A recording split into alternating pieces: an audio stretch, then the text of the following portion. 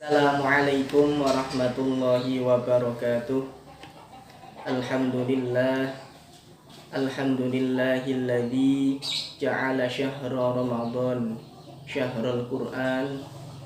Wassalatu wassalamu ala sayyidina Muhammadin rasuli jami'il jinni wal insan wa ala alihi wa ashabihi wa kulli man tilawatil Qur'an.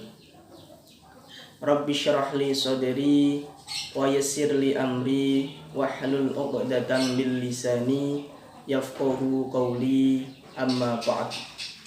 Yang saya hormati Kepala Sekolah SDIT Umar bin Khattab Ustadzah Triwulan Cahyaningsih, segenap ustadz-ustadzah SDIT Umar bin Khattab yang hari ini sedang menampingi Ananda di dalam pesantren Ramadan. Tak lupa kepada seluruh anak-anakku solih-solihah semuanya yang senantiasa Ustadz Fendi banggakan dan Ustadz Fendi cintai. Rahimakumullah, marilah kita pada kesempatan hari ini untuk memanjatkan puji syukur kehadirat Allah Subhanahu wa Ta'ala karena seluruh nikmat yang Allah berikan, seluruh apa yang Allah berikan pada saat ini, sehingga kita semuanya bisa menjalankan ibadah puasa Ramadan dengan keadaan sehat walafiat, diberikan kekuatan dan kemudahan oleh Allah Subhanahu wa Ta'ala.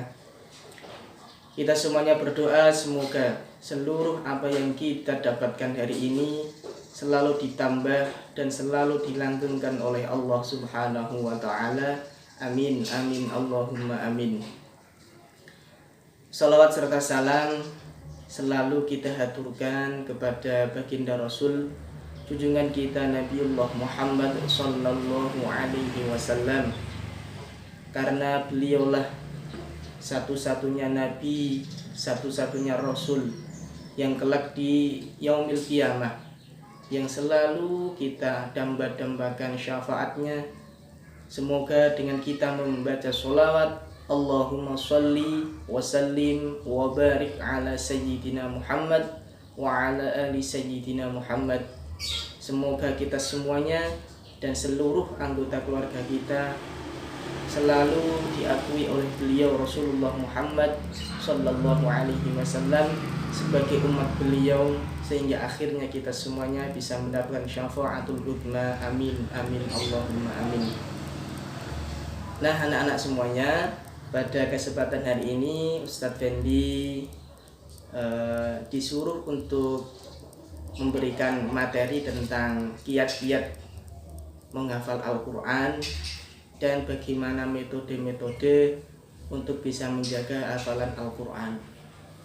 Namun sebelum itu, anak-anak, Ustadz Fendi akan memberikan sedikit cerita bagaimana perjalanan Ustadz Fendi bisa menjadi orang yang menghafalkan Al-Quran. Sedikit saja, dulu Ustadz Fendi ketika sudah lulus dari sekolah, yaitu sekitar tahun 2009, Ustadz Fendi melanglang buana mencari pondok pesantren. Dulu Ustadz Fendi inginnya mondok di pondok kitab, yaitu kitab-kitab salaf yang di situ memang khusus memperdalam tentang ilmu-ilmu agama. Namun perjalanan 1 tahun Ustadz Fendi mencari ilmu, ternyata Ustadz Fendi lebih diinginkan kemauannya untuk menghafalkan Al-Quran. Maka dari situ timbullah perasaan Ustadz Fendi untuk menghafalkan Al-Quran. Dan perasaan itu tidak muncul secara tiba-tiba. Suatu ketika Ustadz Fendi berada di suatu masjid, Ustadz Fendi mendengar ada seorang yang buta matanya. Mohon maaf, orang yang buta matanya. Tapi di situ orang buta itu sedang membaca Al-Quran. Dia membaca sambil menangis, sambil meraba-raba kitab Al-Quran Braille, ya. Di situ tersentuh hati Ustadz Fendi.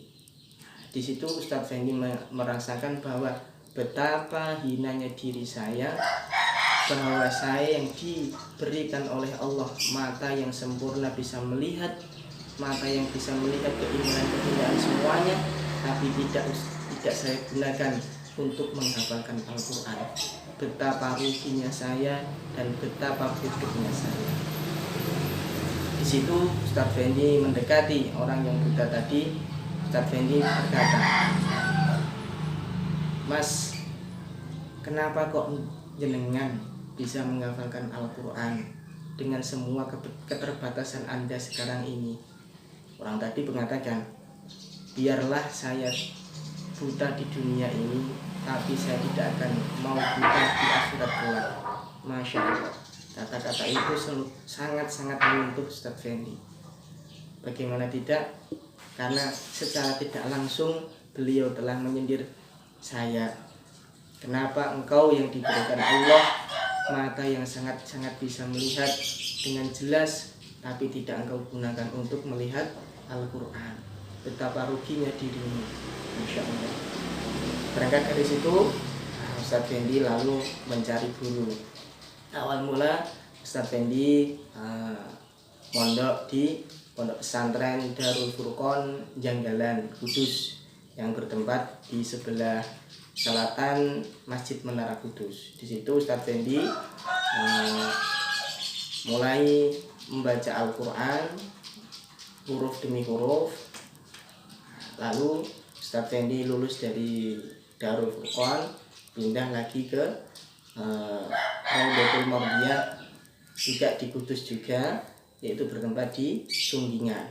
Nah, di situ Ustadz Fendi khatam 30 juz, lalu melanjutkan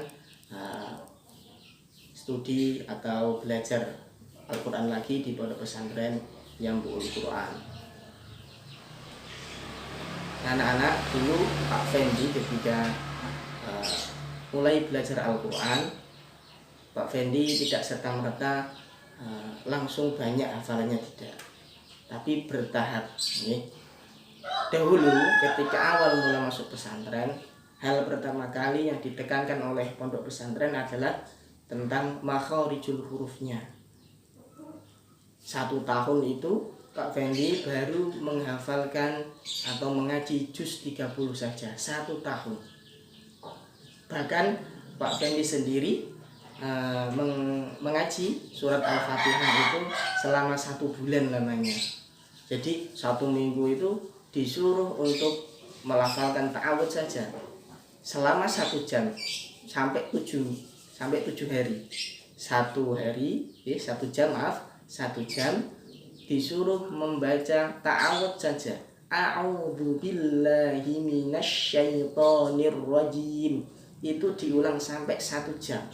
Itu berlanjut sampai 7 hari.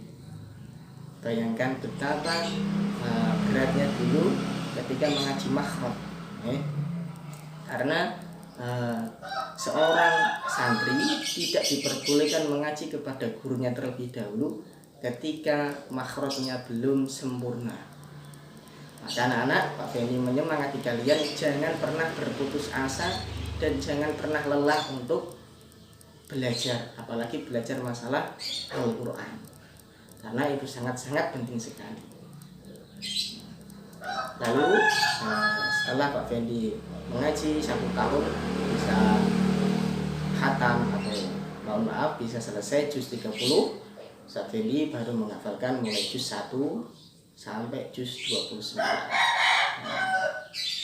Itu sekelumit cerita awal mula kenapa Ustadz Fendi bisa menghafalkan Al-Quran.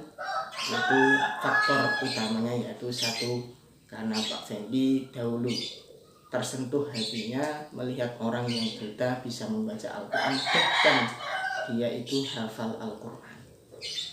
Dan saya merasa malu, kenapa saya yang bisa melihat dengan baik, dengan sempurna, tidak mau melihat Al-Quran dan tidak mau menghafalkan Al-Quran. Itu sangat-sangat rugi sekali. Semoga apa yang Ustadz Fendi berikan bisa menjadikan anak-anak untuk menjadi semangat dalam menghafalkan Al-Quran. Nah, untuk materi hari ini bagaimana kiat-kiat untuk menghafalkan Al-Quran dengan baik, dengan benar. Nah, apa sih yang harus kita siapkan untuk menghafalkan Al-Quran? Pertama kali, anak-anak yang harus disiapkan adalah satu, yaitu niat. Niat adalah satu pondasi yang sangat-sangat penting di dalam menghafalkan Al-Quran. Karena apa? Rasulullah bersabda, innamal a'malu bin niat. Seluruh amal itu tergantung pada niatnya. Dan anak-anak ketika menghafalkan Al-Quran, tanamkan di dalam hati kalian niat yang ikhlas lillahi ta'ala. Ikhlas niat lillahi ta'ala untuk mencapai ridha Allah subhanahu wa ta'ala. Karena apa? Karena niat yang ikhlas itu akan memudahkan kita di dalam menggapai setiap huruf dari Al-Quran. Baik anak-anak, satu yaitu tips untuk menghafal Al-Quran adalah satu, kita harus menyiapkan niat yang kuat, niat yang ikhlas karena Allah Ta'ala. Niat karena Allah Ta'ala bisa menjadikan kita menjadikan motivasi tersendiri di dalam menghafalkan Al-Quran. Niat karena Allah dan niat untuk menyambung lidah Al-Quran dari Rasulullah sampai ke kita hari ini. Karena orang yang hafal Al-Quran pasti dia itu adalah orang yang selalu bersambung kepada Rasulullah Sallallahu Alaihi Wasallam. Karena dia itu otomatis menyambung apa yang Rasulullah sampaikan. Allah menyampaikan Al-Quran ke malaikat Jibril, kepada malaikat Jibril. Malaikat Jibril disampaikan kepada Rasulullah Muhammad Sallallahu Alaihi Wasallam. Rasulullah kepada para sahabat, sahabat kepada tabi'in, tabi'in kepada tabi'in, sampai sekarang ini kita rasakan sekarang. Itu nomor satu, yaitu adalah niat lillahi ta'ala, niat untuk menyambung apa yang Rasulullah sampaikan. Yang kedua, yaitu kita harus mempunyai keyakinan, yakin kalau kita bisa, yakin kalau kita itu bisa menghafalkan Al-Quran dengan baik dan benar, tidak memperdulikan usia, berapapun usia itu, ya. Tidak perlu kita itu risau atau kita ragu-ragu, karena ragu-ragu itu datangnya dari syaitan. Perlu diingat bahwa keyakinan itu tidak akan pernah bisa dikalahkan oleh keraguan. Kaidah usul fikih mengatakan al-yaqinu la yuzalu bisyakki. Keyakinan tidak akan bisa dikalahkan atau dihilangkan oleh keraguan. Jadi tanamkan dalam diri kita, dalam hati kita, bahwa aku yakin aku bisa, aku yakin aku pasti bisa. Oke? Itu yang kedua. Karena apa? Karena syaitan itu tidak akan membiarkan para manusia untuk mau menghafalkan Al-Quran. Apalagi menghafal, membaca saja syaitan tidak akan membiarkan. Itulah godaan dari syaitan. Maka dari itu siapkan keyakinan kita sedari awal kita menghafalkan Al-Quran. Yang ketiga, tanamkan juga pada diri kita, dalam hati kita dan pikiran kita, bahwa Al-Quran itu adalah mudah dihafalkan. Yang ketiga adalah tanamkan pada hati kita, pada pikiran kita, bahwa menghafal Al-Quran itu mudah sekali. Buktinya apa, Pak? Nah, terdapat di surat Al-Qamar, yaitu Allah berfirman, a'udzubillahi minasyaitonirrajim, bismillahirrahmanirrahim, walaqad yassarnal qur'ana lidzikri fahal min muddakir. Di situ Allah berfirman, awas, walaqad yassarna, sungguh telah aku mudahkan Al-Quran, sungguh telah aku mudahkan Al-Quran itu lidzikri, untuk berzikir, untuk dibaca, untuk dipelajari. Fahal min muddakir, maka siapakah yang mau mengambil pelajaran? Dulu gurunya Pak Fendi kalau memaknai ayat tersebut adalah seperti ini. Temenan Al-Qur'an iku wis tak gawe gampang kanggo zikir kanggo wong sing gelem ngapalno. Fahal min muddakir, sapa sing gelem ngapalno ayo. Itu dulu gurunya Pak Fendi selalu memotivasi seperti itu. Karena apa? Karena Al-Qur'an itu mudah sekali dihafal dan mudah sekali dibaca. Buktinya apa? Buktinya adalah seperti tadi Pak Fendi di awal ceritakan, orang yang buta saja tidak bisa melihat huruf-huruf Al-Qur'an. Dia itu bisa menghafalkan dengan lancar, dia bisa membaca dengan lancar. Padahal dia tidak bisa melihat huruf-hurufnya. Itu membuktikan bahwa Al-Qur'an adalah suatu kalimat, suatu firman dari Allah yang sangat-sangat menakjubkan, luar biasa mudahnya. Dia mudah dihafal pada dalam otak manusia, dan dia juga mudah diucapkan oleh seluruh lisan manusia. Itulah bukti bahwa Al-Qur'an itu mudah. Jadi anak-anak, tadi adalah tips menghafal Al-Qur'an adalah satu, kita harus menyiapkan niat yang ikhlas lillahi ta'ala. Yang kedua adalah kita harus meyakini, harus mempunyai keyakinan bahwa kita bisa menghafalkan Al-Qur'an dengan mudah, dengan baik, dan dengan benar. Yang ketiga adalah kita tanamkan pada hati kita bahwa menghafalkan Al-Qur'an itu sangat-sangat mudah. Dengan dalil tadi Allah berfirman, walaqad yassarnal Qur'ana lidzikri fahal mim muddakir. Oke. Untuk yang keempat, tips menghafalkan Al-Qur'an yaitu setiap anak-anak hendak menghafalkan Al-Qur'an, maka terlebih dahulu apa yang akan kalian hafalkan itu dibaca terlebih dahulu. Dibaca, diulang-ulang minimal sebanyak 5 kali. 5 kali, sebanyak 5 kali saja minimal, jangan dikurangi. Dulu Pak Fendi juga seperti itu. Ketika menghafalkan satu halaman itu Pak Fendi baca terus berulang-ulang sampai 5 kali, dan tidak dibaca saja, tapi juga dilihat letak ayat tersebut.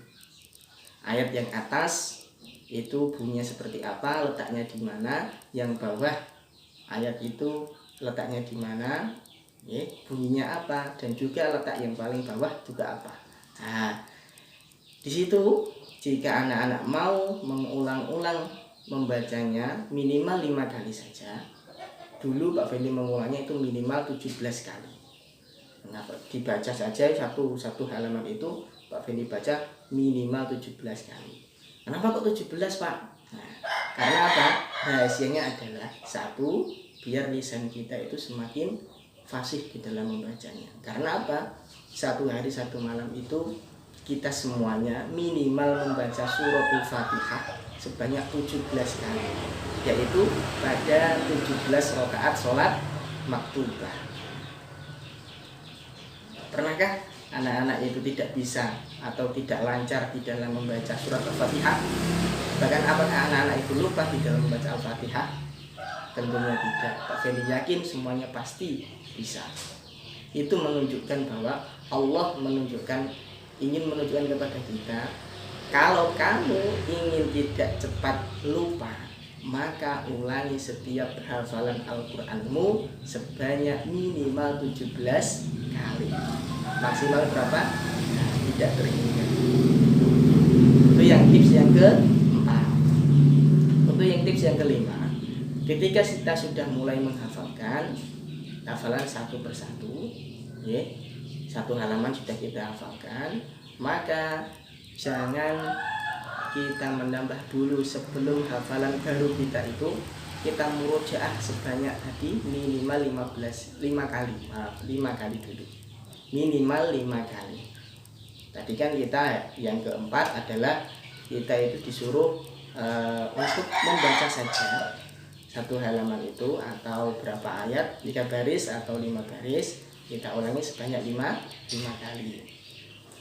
Ya sudah, kita lalu mulai menghafalkan. Yang kelima, kita menghafalkan diulang-ulang sampai benar-benar hafal, dan diulang lagi minimal 5 kali.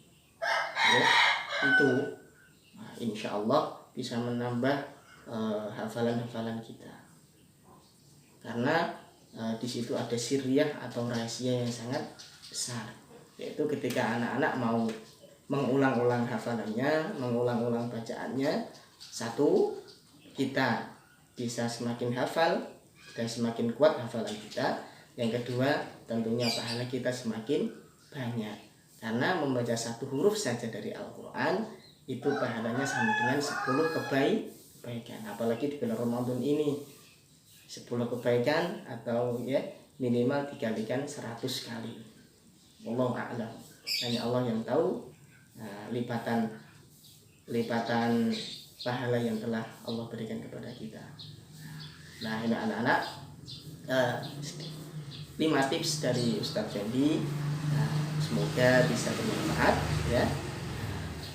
Lalu selanjutnya adalah tips menjaga hafalan.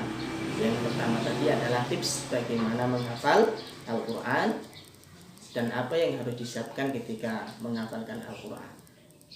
Nah anak-anak, selanjutnya Ustadz Fendi akan memberikan tips bagaimana kiat-kiat menjaga hafalan Al-Quran kita agar selalu bisa melekat di dalam hati dan tidak mudah untuk lupa. Kalau lupa memang kita itu wajar ya, karena kita manusia. Karena al-insanu mahalul khata' wan nisyan. Manusia adalah tempatnya salah, tempatnya lupa. Tapi tidak harus lupa terus. Kalau lupa terus itu namanya melubuh ya, cara orang Jawa itu melubuh. Nah, untuk yang pertama, kiat untuk menjaga hafalan adalah satu, baca hafalan Al-Quran yang sudah kita hafalkan dengan sangat-sangat tartil. Saya ulangi, bacalah hafalan Al-Quran kita dengan bacaan yang sangat-sangat tartil. Tartil adalah pelan dan jelas, jelas makhrajnya, jelas tajwidnya, jelas panjang pendeknya, itu ya. Karena apa? Karena bacaan tartil itu sangat-sangat mempengaruhi di dalam kita mengingat, satu, mengingat ayat tersebut, yang kedua, letak ayat yang kita hafalkan. Saya dikasih contoh. Seperti apa itu bacaan tartil ya? A'udzu billahi minasy syaithanir rajim. Bismillahirrahmanirrahim. Ya ayyuhalladzina amanu awfu bil 'uqud. Uhillat lakum bahimatul an'ami illa ma yutla 'alaikum ghayra muhillis shaydi wa antum hurum. Innallaha yahkumu ma yurid. Ya ayyuhalladzina amanu la tuhillu sya'airallahi wala syahral haram wala al-hadi wala al-qala'id wala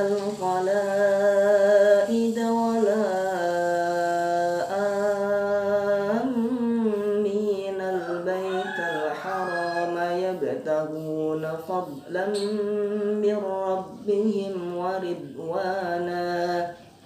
Wa idza halaltum fasṭadū wa lā yajrimannakum shana'ānu qawmin an saddūkum 'anil masjidil harāmi an ta'tadū.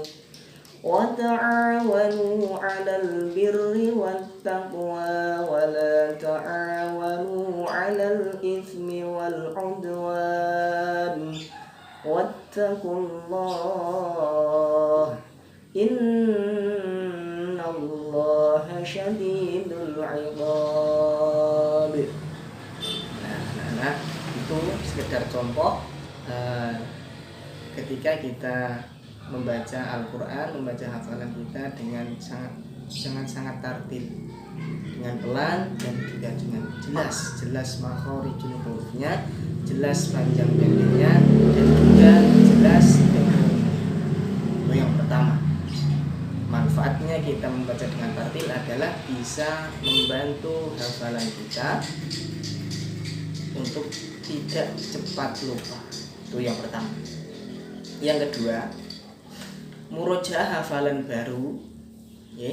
Ketika anak-anak sudah menghafalkan Al-Quran, tapi hafalan yang baru dihafalkan hari ini, maka tips yang kedua adalah memurojaah hafalan baru itu setiap selesai sholat fardu, ya. Dimulai dari sholat fardu subuh, ya, fardu subuh, zuhur, asar, maghrib, isya, ya. Contoh anak-anak membuat hafalan baru itu ketika selesai sholat maghrib atau selesai sholat isya. Maka mulai murajaahnya adalah hafalan baru itu sholat subuh, setelah sholat subuh. Hafalan baru itu diulangi, ya, di murojaah minimal 3 kali saja kalau sudah hafal, ya. Kalau hafalan baru sudah hafal, anak-anak murojaah setiap selesai sholat fardu minimal 3 kali.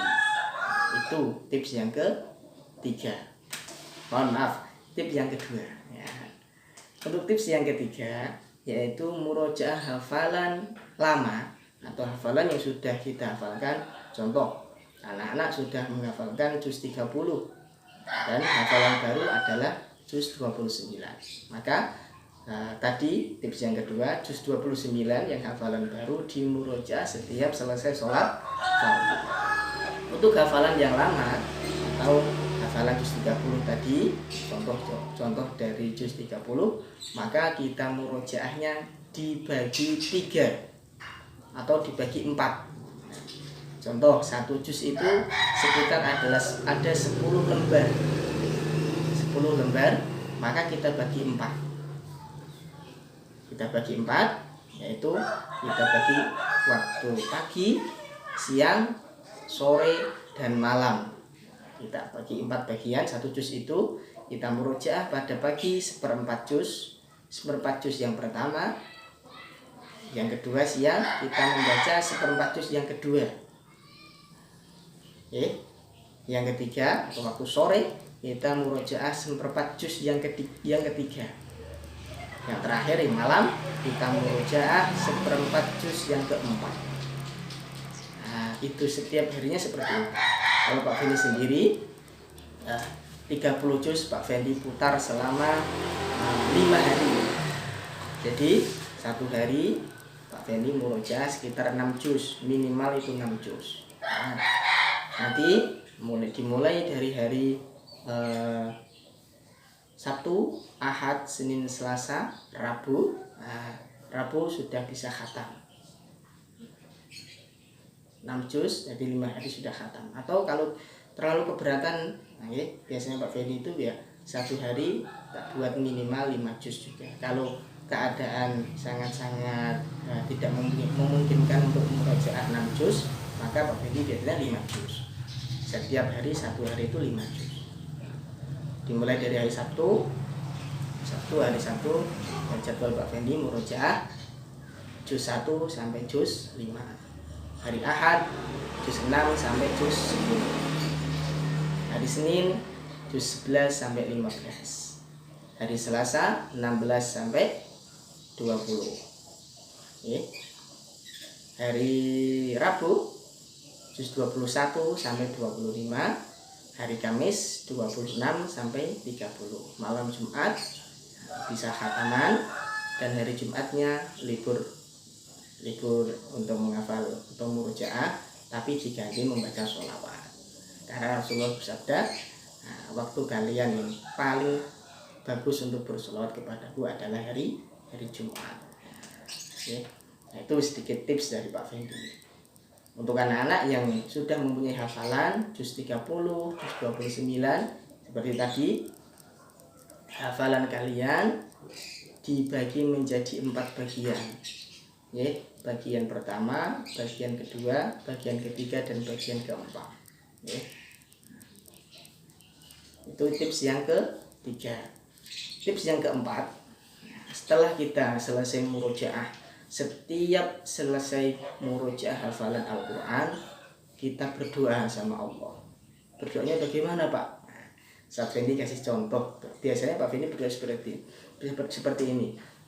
Ya Allah, Engkaulah zat yang menurunkan Al-Quran, dan Engkau juga yang telah menjaga Al-Quran. Maka hamba memohon kepadamu ya Allah, jagalah hafalan Al-Quran hamba agar tetap selalu di hati hamba sampai hamba mati. Itu. Okay. Jadi sesungguhnya hanya Allah yang bisa menjaga hafalan kita.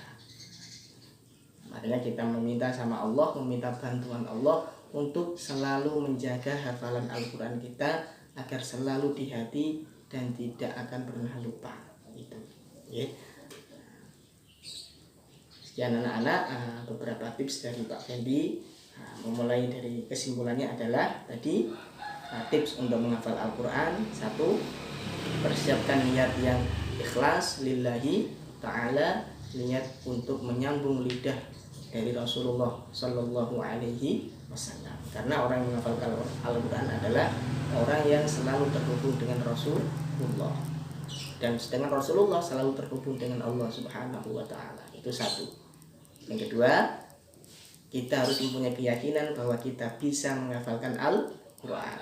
Yang ketiga, kita harus menanamkan ke dalam diri kita, dalam hati kita, bahwa menghafalkan Al-Quran itu sangat-sangat mudah dan sangat-sangat gampang.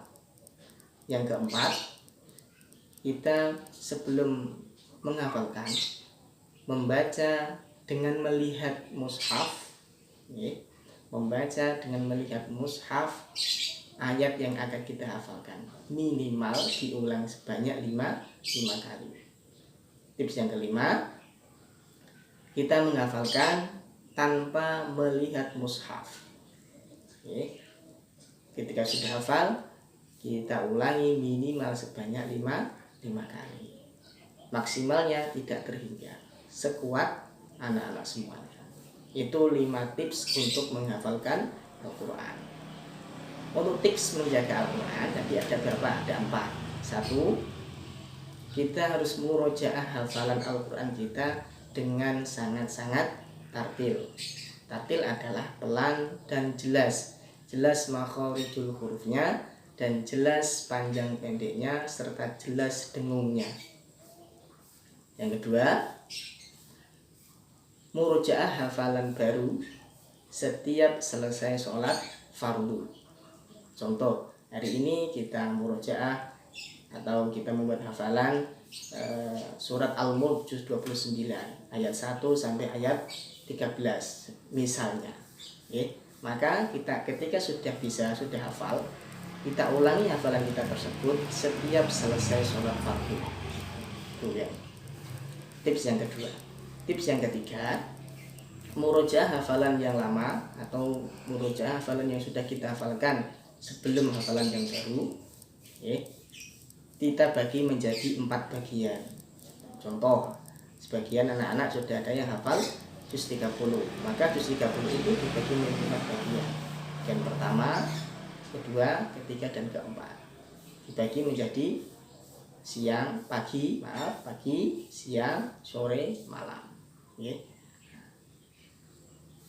Untuk yang terakhir, yaitu ketika selesai murojaah hafalan Al-Quran, kita semuanya berdoa.